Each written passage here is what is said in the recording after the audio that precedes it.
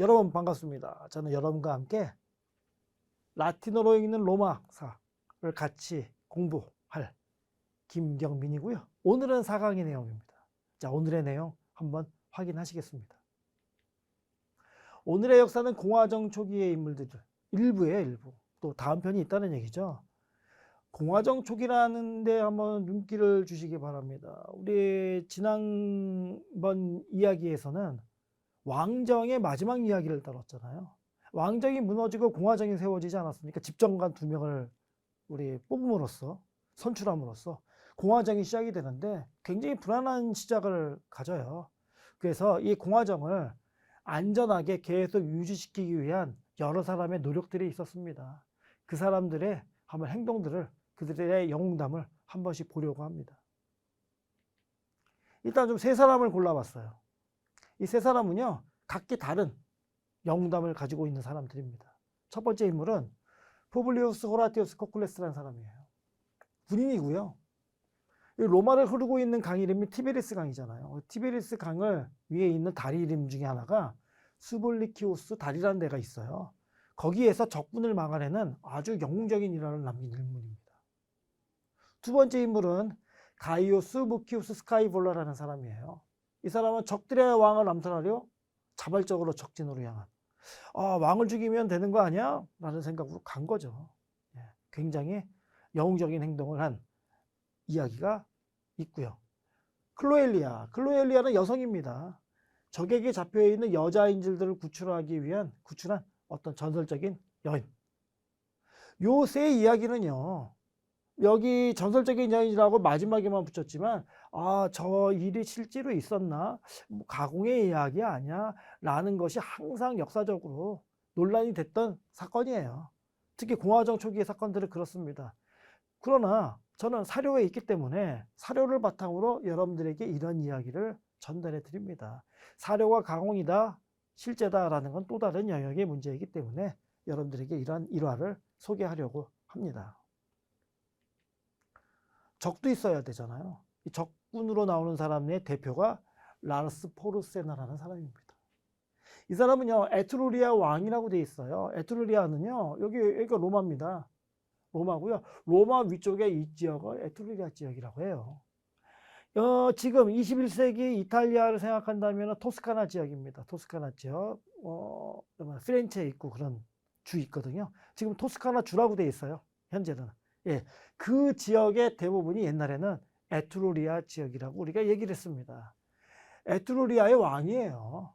특히 에트루리아에 쿨루시움이라는 도시가 있는데요. 거기의 왕이고요. 거기를 중심으로 해서 강력한 왕권을 행사하고 있었던 그 시절, 로마가 공화정 초기를 맞이하고 있을 때 굉장히 강력하게 영향력을 미칠 수 있는 그러한 힘을 갖고 있는 임금이다. 이렇게 알아두시면 좋을 것 같습니다. 더군다나 우리 왕정이 무너지면서 왕가 사람들이 있을 거 아닙니까? 왕가, 왕비, 뭐 자식들이 있을 거 아니에요. 그 사람들이요, 에트루리아로 망명을 가요. 그래서 심지어는요, 우리 왕정이 무너지고 1, 2년 뒤 얼마 안 돼서 로마를 침공을 합니다. 자, 그러니까 포르세나를 앞세워서 타르퀴니우스가 이전에 자기가 다스렸던 로마를 침공을 하는 거예요. 여러모로 이 타르퀴니우스의 마지막 임금은 나쁜 사람입니다. 나쁜 방식으로 왕이 됐죠. 나쁜 방식으로 통치를 했죠. 그리고 나서 오히려 자기가 다스렸던 나라를 적의 임금을 앞세워서 쳐들어오는 거예요. 자, 앞에 3 인물들은요, 전부 다 이 포르세나와 관련이 있는 사람이고요.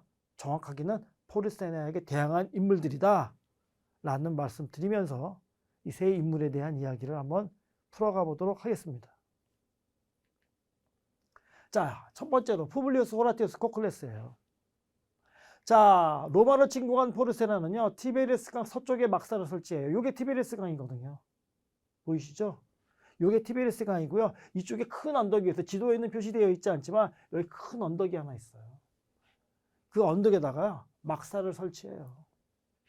로마는 주로 이 티베리스 강 동쪽에 중심부들이 있습니다. 로마 광장이라든가 그 외에 여러 것들.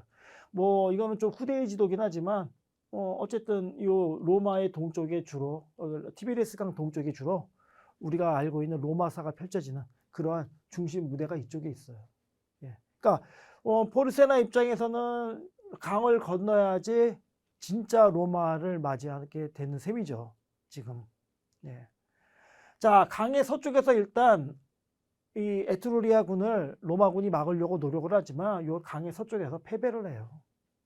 패배를 하고 로마군들이 후퇴를 합니다. 후퇴를 하려니까 어떻게 돼? 강을 건너야 되잖아요. 강을 건너야 되니까 이 다리로, 여기가 아마 수블리키오스 다리인 것 같은데 이 다리로 전부 다 모여들어요. 그러면 아비규환이 됐겠죠. 예, 패배하는 병사들은 군기가 어디 있어요. 자기 목숨을 살려고 막 달려들지 않았겠습니까? 어쨌든 로마의 병사들은 죽은 병사도 있었겠지만 또 다리에서 떨어진 병사도 있었겠지만 또 헤엄쳐서 가는 병사도 있었겠지만 일단은 후퇴를 해요. 동쪽으로. 강 동쪽으로 후퇴를 하는데 그럼 적군이 못 오도록 막아야 될 거 아니에요. 이제는. 이때 호라티우스를 포함한 2명의 병사라고 되어 있어요. 총 3명이 다리를 막아요. 적들을 막아내는 거예요. 3명이서. 예. 그러니까 계속 몰려오고 있지 않겠습니까? 칼 들고 창 들고 화살 쏘면서 거기를 딱 지키고 있는 거예요. 여기만 해도 벌써 쉬운 결정은 아니죠. 내 동료들 병사가 물러날 때까지 나는 여기서 지키겠다라고 결정하는 건 쉬운 결정 아닙니다. 본인도 살고 싶었겠죠. 자, 리비우스는 이 광경을 이렇게 표시하고 있습니다. 그러나 명예심이 그와 더불어 2사람을 사로잡았다. 명예심이, 그는 여기서 호라티우스 코클레스를 얘기하는 거고요. 2사람, 같이 있었던 2사람을 사로잡은 거예요. 우리는 명예를 택할래. 죽어도 괜찮아. 명예를 택할래. 명예심이 사로잡았어요. 그 2사람의 이름을 소개 안 하는 것은 너무나 좀 안타까워서 소개를 합니다. 그 2사람의 이름은요, 스프리우스 라크리우스와 티투스 헤르미니우스라는 사람이었어요. 이 2사람은 어떤 사람이었느냐? 둘 다 가문과 업적 면에서 매우 빛나는 자들이었다. 집안이 좋은 사람들이란 얘기예요. 가문도 훌륭하고 또 군인으로서의 어떤 명성도 자자했던 2사람, 또 호라티우스까지 이 3사람이 지금 명예심을 가지고 적군을 막아내고 있는 거예요. 동료들이 다 무사히 후퇴할 때까지. 자, 요게 가문과 업적 면에서 빛났다, 이런 표현입니다. 요것도 라틴어에 관심 있으신 분들. 자, 그다음 약속을 해요. 병사들이 다 건너가면 다리를 부시자. 다리를 부시자. 다리 부시는 게 더 쉽습니까? 약속을 하는 거예요. 다리를 부실 때까지 이 3사람이 거기 굳건히 지키고 있는 거예요. 근데 호라티우스는 심지어 이렇게 얘기합니다. 아까 2병사 있었잖아요. 2병사도 너도 가. 너희들도 가. 나 혼자 지킬게. 보내요. 2사람도. 홀로 다리에서 적군과 대항을 합니다. 2사람도 너희들도 살아야지. 나 혼자 지킬 수 있으니까 가라고 하고 혼자서 다리 위에서 고문분투하고 있습니다. 이 장면을 이렇게 묘사하고 있습니다. 리비우스는 이 모든 것들, 화살들을 얘기하는 겁니다. 모든 화살들이 그의 방패에 꽂혔지만 그는 굳은 결의로 커다란 걸음으로 오히려 앞으로 나아갑니다. 커다란 걸음으로 나아가 다리를 계속 지켰다. 커다란 걸음이라는 표현이요, 인겐디 그라두라는 표현이에요. 그러니까 보폭이 넓게 앞으로 쭉 나갔다는 얘기예요. 오히려 물러서지 않고 다리를 지켜냈다. 자, 그러니까 지금 굉장히 호라티우스는 나는 죽어도 좋다라고 목숨을 내놓은 겁니다. 자, 다리가 무너지기 직전에 우리 호라티우스 다리가 이제 무너지려고 해. 뒤에서 병사들이 그랬겠죠. 다리가 무너지기 일보 직전이야. 빨리 어떻게 돌아와. 뭐 등등의 얘기를 했겠죠. 강 속으로 몸을 던져요. 죽으면 죽으리라. 몸을 던집니다. 그때 코클레스가 이렇게 얘기하면서 몸을 던져요. 아버지 티베리스 강이시여. 옛날에는요, 자연 이런 것들이 전부 다 신격화 시켰잖아요. 티베리스 강도 신격화 시킨 거예요. 아버지 티베리스 강이시여, 당신에게 엄숙하게 간청합니다. 아버지 티베리스 강 신이시여, 당신에게 엄숙하게 간청합니다. 테 상테 페커루, 간청합니다. 이 무구와 이 병사를 자비로운 강물을 통해 받아주소서. 지금 무장을 하고 있었을 거 아니에요. 갑옷도 입었을 것이고 투구도 뭐 쓰고 있을 것이고 병사를 병사는 자기 자신을 얘기하는 거죠. 받아주소서. 목숨을 내는 거예요. 자, 내가 티베리스 강에서 죽을 테니까 받아주세요. 이렇게 그는 무장한 채로 티베리스 강으로 뛰어들었다. 그리고 많은 화살들이 그의 위로 떨어졌다. 그렇지만 안전하게 그의 동료들을 향해 헤어졌다. 화살이 빗발쳤는데 안 죽었어요. 기도 덕분이었을까요? 안 죽었어요. 모든 병사들이 환호성을 올렸겠죠. 이렇게 그는 혼자서 다리 위를 지키면서 로마 병사들도 무사하게 탈출을 시키고 다리도 부시면서 적군이 쉽게 쳐들어오지 못하도록 이런 조치를 취하고 본인도 살아나는 이러한 행동을 한 사람, 이 사람이 푸블리우스 호라티우스 코클레스입니다. 그럼 이 사람은 어떻게 됐느냐? 후퇴했고요. 로마 시민들이 그의 동상을 세우고 그에게 토지도 하사해요. 너무나 당연한 거 아닙니까? 예. 동상을 세웠다는 거는요, 최고의 영예예요, 사실은. 예. 우리도 곰곰이 생각해 보세요. 동상 있는 사람이 몇 사람이 돼요? 우리 광화문의 이순신 장군, 세종대왕 동상. 너무나 업적이 크신 분들 아닙니까? 그러니까 동상을 세우잖아요, 우리가. 어느 부분에 가면 또 다른 동상이 있고. 예. 이렇듯이 호라티우스는 로마 사람들에게는 로마 초기의 어떤 인물들, 그 이후에 로마사를 공부하는 사람들에게는 어떤 뭐라고 할까 용맹함의 표본이 되는 그런 사람으로 남아 있는 사람입니다. 자, 두 번째 인물 한번 볼게요. 이번에는 가이우스 무키우스 스카이볼라입니다. 자, 여전히 포르세나의 로마 포위는 진행됩니다. 그리고요, 이 티베리스 강을 봉쇄를 해요. 티베리스 강을 통해서 물자가 공급이 되고 식량이 공급이 되는 로마였어요. 그러다 보니까는 식량 부족 사태까지 옵니다. 사람들이 굶어 죽게 생겼어요. 저쪽에서는 포위 작전을 피고 있는 거예요. 지금 너네들 전부 다 굶어 죽겠지 하고 굶어 죽어라 그러면서. 이때 귀족 집안의 청년입니다. 귀족 집안이니까 뭐 무키우스 이런 가이우스 이런 이름들이 있는 거예요. 청년인 무키우스는요, 포르세나를 죽이기로 결심을 해요. 그래서 적진으로 뛰어갈까 했더니 무모한 것 같아. 생각해 보니까 내가 갔다가 로마군에게 잡히거나 에트루리아 군에 잡히거나 어느 편에 잡혀도 본인이 간첩으로 오인받을 것 같아서 원로원에 알려요. 이 사실을. 원로원에 몰래 알립니다. 제가 적진으로 가서 큰일을 하고 오겠습니다.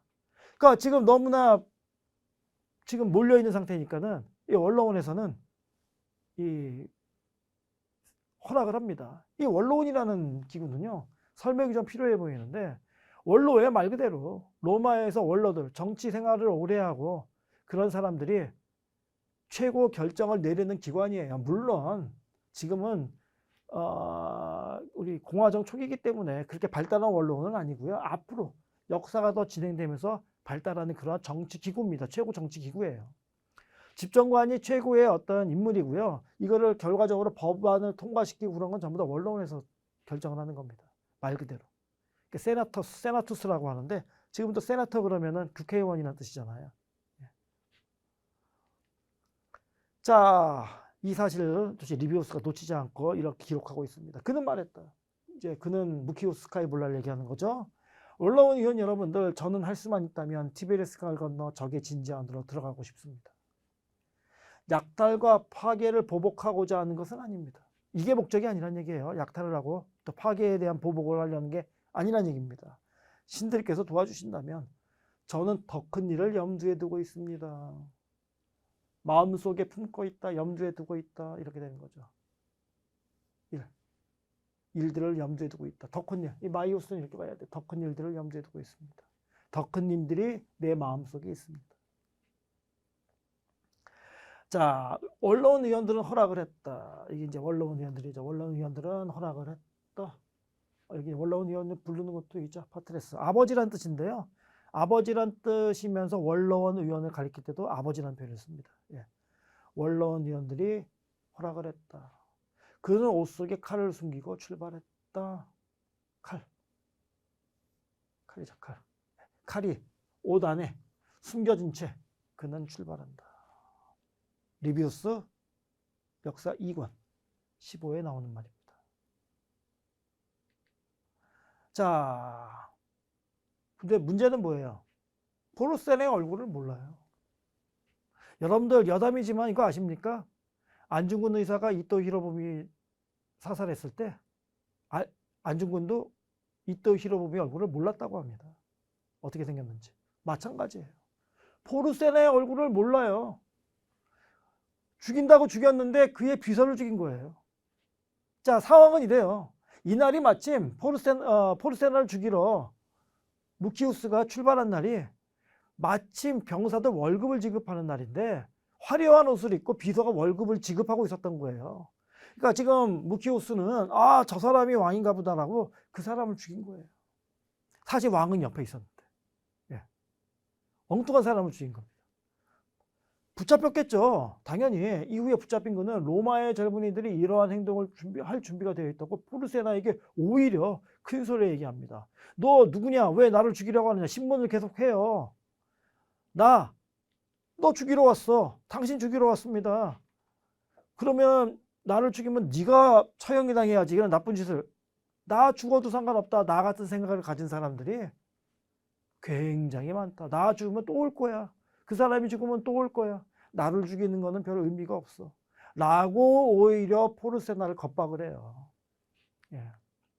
자, 그러니까 포르세나는 그를 화형시키겠다고 겁박을 합니다. 너 불에 태워 죽일 거야. 라고 하는 찰나 무키우스는 순식간에 앞에 불이 있었어요. 아마 제사를 드릴 아마 불이었던 걸로 리비우스는 기록을 하고 있는데 불 속으로 자신의 오른손을 넣어버려요. 그냥. 자, 그러면서 무키우스는 이렇게 얘기합니다. 보시오. 무키우스가 말했다. 커다란 명예를 보는 자들에게는 육체가 얼마나 보잘것없는지 당신이 느끼도록. 나는 명예가 중요하다. 이 커다란 명예를 보는 사람은 육체란 거는 굉장히 보잘것없는 것이다. 이러한 사실을 당신 여기 특별히 봐라. 나의 손, 이거 아무것도 아니다. 그는 제사를 위해 피워놓은 화로 속으로 그의 오른손을 넣었다. 리비우스 2권 12장 2절 13절 나오는 내용이죠. 자, 포르세나도 대단한 사람입니다. 포르세나는 그의 투지에 감탄을 합니다. 오히려. 와, 저런 멋진 젊은이가 있다니. 그를 석방을 시켜주죠. 석방을 시키고요. 로마와 평화 조약을 체결합니다. 저런 젊은이들이 있으니까 더 이상 싸우는 거는 무리일 수도 있겠는데 라고 생각을 했을 수도 있고요. 내가 로마를 쳐들어오는 거는 잘못된 일인가 본인이 판단할 수도 있고요. 그건 잘 모릅니다. 어쨌든 평화 조약을 체결을 해요. 자, 무키우스는요, 별칭을 얻어요. 스카이볼라라는 이름은 이때 얻은 거예요. 스카이볼라는요, 왼손잡이라는 뜻이에요. 왼손잡이라는 별명을 이때 얻습니다. 왜 오른손을 못 쓰게 됐으니까 왼손을 사용했지 않았겠습니까? 그 이후에는. 자, 이후에 그가 오른손을 못 쓰게 되었기 때문에 스카이볼라라는 별칭이 주어졌다. 스카이볼라라는 별칭이 주어졌다. 그에게, 그 이후에. 라틴어로 하면 이렇습니다. 그러니까 스카이볼라라는 이름이 주어졌다. 코그노멘이 이름, 별칭이에요, 별칭. 별명이 지어진 거죠. 코그를 빼면 노멘은 그냥 이름이고요. 자, 리비우스 역시 2권 13장에 나오는 내용입니다. 자, 지금 두 명은 남성의 어떤 영웅적인 행동을 본 사람을 봤죠. 남성만 있었던 건 아니에요. 여성도 있습니다. 그게 클로엘리아예요. 이후에 이 앞에 두 사람을 포함한 클로엘리아까지는요, 뭐라고 그럴까요? 어떤 용맹함, 동양적인 표현으로 하면 충성, 그런 거에 표본이 되는 거예요. 자, 클로엘리아가 다른 여인들과 함께 포르세나 왕에게 인질로 끌려감. 이게 무슨 얘기냐면요, 스카이볼라 사건 이후에 평화조약을 맺었다고 했잖아요. 근데 평화조약을 맺으면서 그냥 간 건 아닙니다. 너희들이 인질 몇을 보내라. 그러면 우리가 물러나겠다고 해서 평화조약이 이루어지는 거예요, 사실은. 그때 여인들도 포로로 잡혀갔는데, 인질로 잡혀갔는데, 그 중에 한 사람이 클로엘리아예요. 자, 근데 이 클로엘리아가 이제 인질로 잡혀갔는데, 어느 이제 그 진지에 있게 됐어요. 아직까지 이동 중인 거죠, 이제. 있게 됐는데, 기회를 잡아 보초병들을 속이고라고 돼 있는데, 여러 가지 이야기가 있어요. 보초병들을 그냥 속이고 몰래 티베리스 강까지 왔다는 이야기도 있고요. 전해지는 바에 따르면. 또, 오늘 꼭 목욕을 해야 되겠다라고 보초병들에게 간청을 해갖고 여인들이 집단으로 목욕을 하는 도중에 탈출했다는 얘기도 있고요. 예. 어쨌든, 기회를 잡아서 보초병들을 속이고 다른 여인들과 함께 티베리스 강을 헤엄쳐서 탈출을 해요. 헤엄쳐서. 탈출을 합니다. 성공을 해요. 이 서쪽에서 동쪽으로 와요. 자, 포르세나가 이 사실을 압니다. 포르세나는 분노하며 클로엘리아를 되돌려줄 것을 요구하며 얼마 전에 맺은 평화조약을 깨뜨리겠다고 협박을 합니다. 클로엘리아를 안 보내면 이 평화조약은 무효다. 다른 사람은 필요 없어. 클로엘리아만 보내. 그러면 이제 로마의 우리 지도자 입장은 애매하겠죠. 클로엘리아를 그냥 보내면은 이 여인 하나를 지키지도 못하는 어떤 그러한 나라가 돼버리는 거고, 안 보내자니 또 다시 전쟁을 해야 될 것 같고. 클로엘리아가 가죠. 예, 갑니다. 예. 이 협박을 하는 와중에요, 이 포르세나는요, 스카이볼라를 대했던 것과 똑같은 감정을 가져요. 야, 클로엘리아는 여자 굉장히 용맹하구나. 이 사실이 왕에게 알려지자, 리비우스에게 삽니다. 이 사실이 왕에게 알려지자 그는 먼저 분노로 불타올라 클로엘리아를 인질로 요구하기 위해 메신저들을 파견했다. 그리고 알리기를 다른 여인들은 중요하지 않다고 하였다. 그리고 나서 그는 그녀에게 탐복하기 시작했다. 예. 그러니까 포르세나도 사실은 생각이 있는 사람이에요. 예. 무작정 죽이고 무작정 데려가고 그런 건 아니란 얘기예요. 적이지만 저렇게 훌륭한 사람이구나라는 거는 똑같은 감정을 갖고 있는 거예요, 지금. 2권 13장에 여전히 나오는 내용입니다.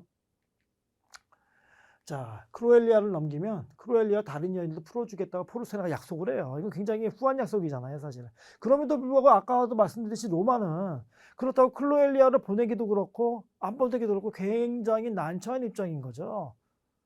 클로엘라가 사실 간다고 합니다. 그래서 로마가 클로엘라를 포르세나에게 넘기기로 결정을 하고요. 클로엘리아 단독으로 가요, 포르세나 앞에. 포르세나는 약속이 지켜지니까 약속대로 포르세나와 인질을 그냥 풀어줘요. 포르세나도 풀어주고 다른 인질도 풀어줍니다. 자, 그는 자신에게 칭찬받은 그 여인에게, 자신에게는 이제 그 포르세나 임금이 칭찬을 했다는 얘기예요. 자신에게 칭찬받은 그 여인에게 인질의 한 부분을 선물로 주겠다고 말했다. 너 돌아왔으니까, 약속 지켰으니까, 로마도 약속을 지켰고 너도 돌아왔으니까 선물로 주겠다. 자, 그녀는 자신이 원하는 대로 인질들을 선택했다. 사실 선택권도 줘요. 네가 데리고 가고 싶은 인질들을 선택해서 데려가라. 기록에 여기는 지금 제가 소개를 안 했지만 젊은 사람들을 위주로, 어린 사람들을 위주로 선택해서 데려갔다라고 돼 있어요. 예. 뭐 제가 하진 않지만 요 2권 13장 부분에 그런 내용이 있습니다. 어쨌든 클로엘리아는 자신의 목숨을 돌보지 않고 적진으로 가서 약속도 지켰고 인질도 데려온 어떤 용맹함의 표본이 되는 그러한 여성으로서 자리매김을 하는 인물로 되어 있는 게 클로엘리아입니다. 자, 로마 시민들은요, 클로엘리아의 용기를 기리며 동상을 세움. 뭐 사적이긴 하지만 리비우스는 이 사건보다 500년 이후 사람이잖아요. 리비우스의 시대까지 아마 동상이 있었던 것 같아요. 이 부분을 보면 자기 자신까지 지금도 볼 수 있는 이런 표현이 있습니다. 리비우스 당대까지 이 클로엘리아의 동상이 존재했었다는 사실을 우리가 알 수가 있습니다. 자, 이 부분도 역시 리비우스가 표시를 했는데, 평화가 회복된 후 사람들은 그 여인 안에 있는 전무후무한 용기에 새로운 유형의 명예를 선사했다. 명예라는 단어 보이십니까? 예, 호너리스. 새로운 명예. 새로운 종류의 명예. 명예의 새로운 종류. 예, 명예의 새로운 종류로 했다. 이게 덕목이라는 뜻이고요. 그 여인 안에라는 여기 있죠. 예. 즉, 말 타고 있는 그녀의 동상이 그것이다. 스타투아가 동상입니다. 예. 스타투아가 말 타고 있는 스타투아입니다. 스타투아를 통해서 도나웨르 그녀에게 선물로 주었다. 이 정도의 뜻이에요. 우리말로는 그냥 말 타고 있는 동상의 그거였다. 명예를 선사했다. 말 타고 있는 그녀의 동상이 그것이다. 제가 번역을 조금 더 풀어서 이렇게 했습니다. 자, 리비우스 2권 13회에 있는 내용이고요. 자, 지금 세 사람의 인물을 봤는데 제가 요건 좀 다른 각도로 조금 이야기를 좀 여러분들께 드릴 것이 있어요. 우리 호라티우스 코클레스, 그 다음에 무키우스 스카이볼라, 클로엘리아 세 사람은요, 혹시 제 이 강의를 라틴어를 통해서 뭔가 내가 실력을 표시해야 될 사람이 있을 수도 있죠.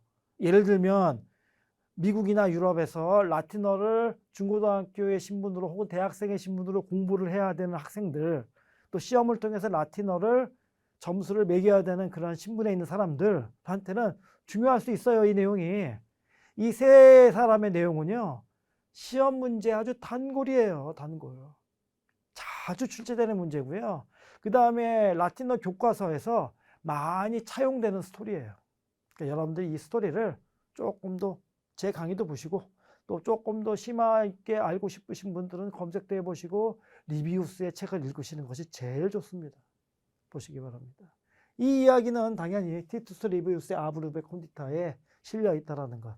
또 2권, 우리 왕정이 무너지고 공화정이 시작되는 것이 2권부터 시작인데 2권에 정확하게 묘사되어 있다는 점도 여러분들에게 알려드립니다. 자, 앞에서 왕정이 전 강의에서는 우리 왕정에 대한 얘기를 했고요. 이제는 공화정에 대한 얘기가 시작이 됐죠. 공화정은 굉장히 불안했습니다. 이러한 인물들이 없었다면 공화정이 아마 유지되기 힘들었을 정도였어요. 이 사람들이 어떠한 영웅적인 행동을 했는지 다시 한번 음미하시는 시간을 갖기를 바랍니다. 제가 준비한 내용은 여기까지입니다. 감사합니다.